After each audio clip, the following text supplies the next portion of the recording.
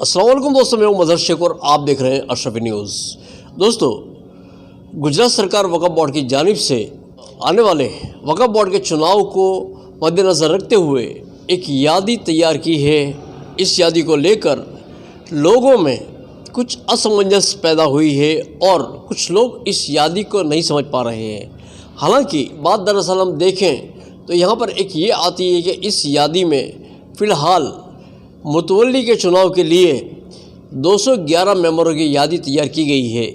इस ताल्लुक़ से इस 211 मेंबर जो हुए हैं वो भी जानसापी गली में रहने वाले फिरोज खान पठान, इन्होंने एक अर्जी दी थी। इस बिना पर 211 की यादी तैयार की गई है। तो दोस्तों, फिरोज खान पठान से ही हम बात करते हैं और इसकी पूरी प्रक्रिया क्या है ये भी जिन्हीं से जानते हैं। तो फिरोज़ भाई, आपका इस्तकबाल है।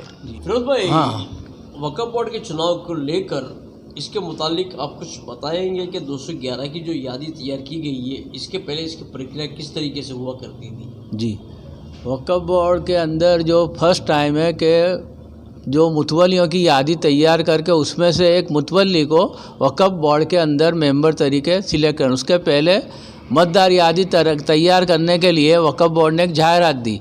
जाहिरात में ये क्राइटेरिया नक्की करा कि जो ट्रस्ट की आवक एक साल की 1 लाख रुपए हो वो कैपेबल है, और जिसका ऑडिट रिपोर्ट सबमिट हुआ अभी तक एक भी ऑडिट रिपोर्ट मिस ना हुआ है, वो भी इसकी यादी के अंदर उसका समावेश किया जाएगा।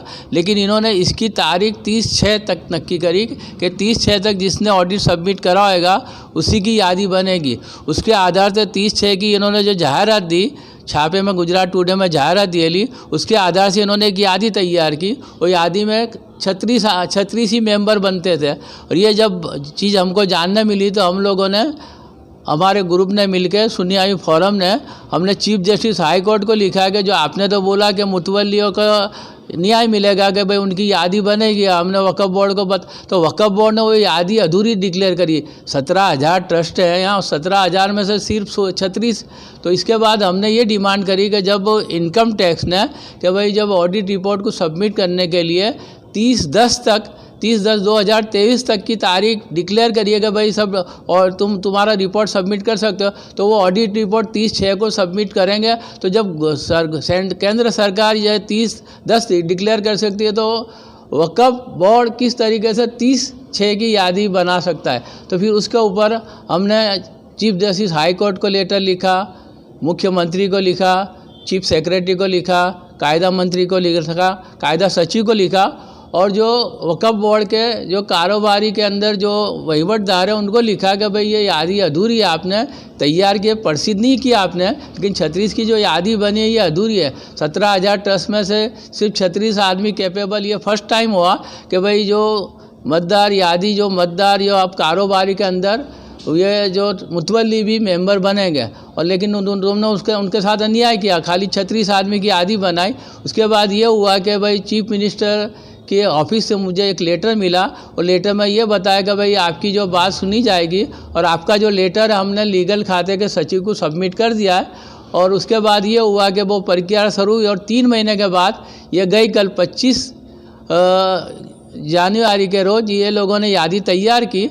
अब इसमें भी इन्होंने ये डिक्लेयर करा कि ये यादी फाइनल नहीं है, इसके अंदर कोई जगह कोई रह जाता, ये क्राइटेरिया है कि भाई कोई का फाड़ा वक़्फ़ का बाकी ना होना चाहिए, 1 लाख रुपए जो आवक होनी चाहिए, और जो ऑडिट रिपोर्ट है वो अभी तक किसी का मिस नहीं होना चाहिए। ये क्राइटेरिया नक्की करा। लेकिन कुछ लोगों का अभी भी ये कहना है कि भाई 1 लाख का फाड़ा नक्की करने का अधिकार तुमको किसने दिया? कौन से लोग के हिसाब से तुमने 1 लाख का क्राइटेरिया नक्की करा? ये भी लोगों को उसके अंदर असमंजस है, और उसके लिए काफ़ी बहस चल रही है। तो ये तो कि हमने फिरोज खान पठान से बात, जिनके कहने से, जिनके एक कदम उठाने से ये काम हुआ कि जो 36 की यादी कहा जाता है कि पहले तैयार हुई थी, उसकी जगह पर 211 मेंबरों को लिया गया। लेकिन 211 मेंबर को लेकर भी कुछ लोगों के मन में सवाल खड़े हुए हैं कि ये 211 मेंबर किस तरीके से हैं और किस क्राइटेरिया के हैं। तो इस पर मुनीरुद्दीन फारूकी साहब से भी हम बात करते हैं, उनके भी कुछ सवाल आते हैं, ये भी जानते हैं। तो फारूकी साहब, आप क्या कहना चाहेंगे? अस्सलाम वालेकुम लिल्लाहि व बरकातुहू। मैं एक यादी के मेरे को रात को व्हाट्सएप पे आया, वक़्फ़ ने जो यादी तैयार करी, मेरे को उस पे से मैंने इसका सर्च किया और मेरे को ये वांदा उठा कि ये इन्होंने 211 लिए, जो कि गुजरात के अंदर पूरे बाद 17,000 है ट्रस्ट रजिस्ट्रेशन हुए हैं।